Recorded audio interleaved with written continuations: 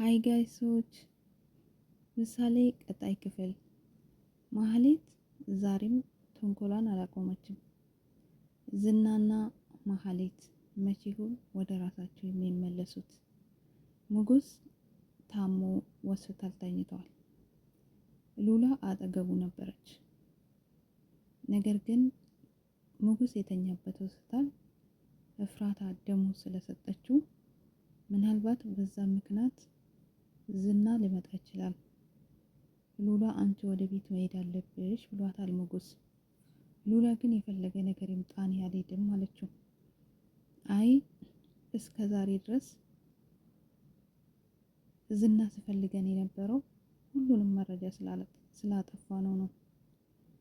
አሁን ደግሞ በዚህ ምክንያት እንዳገኘሽ መሄድ አለብሽ ብሎ ሸኝቷታል። እሷም ሳትወድ በግዷ ሄዳለች። ሉላ ሙጉስ ተኝቷል። መድብል ምግብ አመጣለሁ ብሎ ሄዷል። ምናልባት የመድብል ወዳጅ ሊኖር ይችላል። ምናልባት ነገር ግን ለጊዜው ሙጉስ ለብቻውን ሆስፒታል ተኝቷል። ዝና ማህሌት ልኳታል። ማህሌት ሁሉንም ነገር እንድትፈጽም ሙጉስ ከዛ ሆስፒታል እንዳይወጣ ብቻ ተመካክሮ የምታደርገውን ነገር ነግሯት ገንዘብ እንደሚከፍላት ነግሯት እሷም ወደ ሆስፒታል አቅንታለች። እንዲሁም ተጨማሪ ሌላ ሰው እንዲጨምርላት ጠይቃለች። ዝናም ሌላ ሰው ተጨማሪ ሰጥቷታል። ምክንያቱም ገንዘብ ስለሚከፈላት ሁሉንም ነገር ማድረግ አለባት።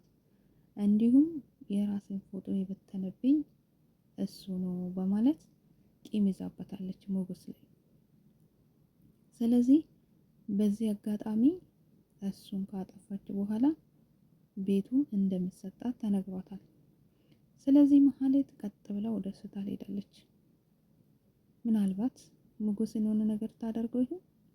ዳጣና ደላላውም ሙጉስን ሊጠይቁ እየመጡ ነው።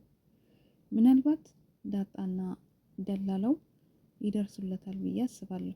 ምናልባት ወይንም መድብል ወይንም የመድብል ጓደኛ ብቻ ሙጉስ ምንም ሳይሆን ከዛ ቦታ ቢወጣ እግዚአብሔር ቢረዳው። ብሩክም ምንም አይልም፣ ደህና ነው። ሕክምናንም ተከታትሎ ወደ ቤቱ ገብቷል። በጣም ያሳዝኑ ነበር ምሳሌና ብሩክ ሲገናኙ። ምሳሌ አባቷ በጣም ናፍቋት ነበር። በጣም ደንግጣለች። ምክንያቱም አባቷ ሰላም ነበር። ስመጣ ግን ጭንቅላቱን አስሮ ታሞ ፊቱ እንዳልነበረ ሆኖ ነው የመጣው። ብቻ በጣም ደንግጣ ስታለቅስ ነበር።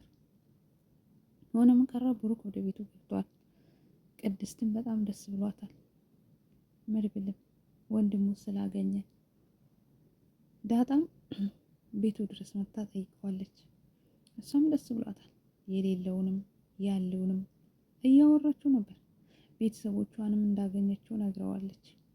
ብሩክን በጣም ደስ ብሎታል ቤተሰቦቿን ስላገኘች። ብቻ ምን አለፋቸው እነ ብሩክ በጣም ደስ ብሏቸዋል። አሁን የቀር የሚለው የሞጉስ ነገር ነው።